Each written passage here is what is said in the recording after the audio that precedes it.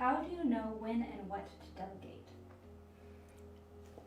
I try to delegate everything. Anything I can delegate. I'm not delegating vision. I'm not delegating principles and values. I'm not delegating that, but I am delegating tasks. Any task that I can delegate and get it up to the standard that I need it to be. And it's never going to be totally the standard that I want. I've learned to accept that, but I can get it pretty close and really get my mind into other people so that they will do it in the way that I would think about it. And that's ultimately my goal. And then I can just pass it off. Yeah, I think, one of the challenges for me was because I was always so driven and did so much, I just felt I could do more and more and more and more, and I could just keep doing that.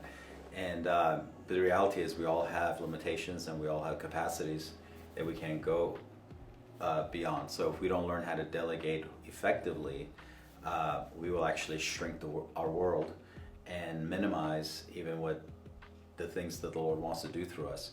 So one of the things I've had to learn is have great people around you and delegate to them and let them just do it, because that actually expands your world. There's no way we could be where we are today as a church and for me to be leading as many locations as we have, if I hadn't made that switch some years ago to delegate more and more. And delegation does not mean you just dump it. No. Delegation means you give not only a task, but, well, I guess it is a task, in charge of something. So with it, you also delegate equivalent authority for them to carry out what they're called to do. But I think really asking yourself the question, what are you called to do, and only what are the things that only you could do? And I think sometimes we feel like others can't do it as well as us, so therefore we don't delegate it. But the issue is, if somebody else could do it, even if they don't quote do it as well as you, you just still delegate it so that you could do the things that only you could do. Which for me, that would be, I cannot delegate vision, I cannot delegate the direction of where we're going as an organization, and at the same time being the primary, not the only, but the primary communicator.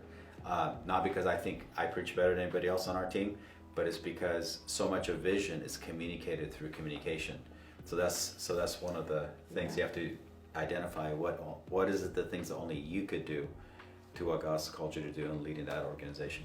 Yeah, and then there's the regular meetings about how to improve, how to make it more efficient, thinking through the processes. That's going to come with it, but I'd rather do that than do it myself. Yeah, I rather do certain things not as well, but have other people do them. Yes. Because then overall you actually go a lot further.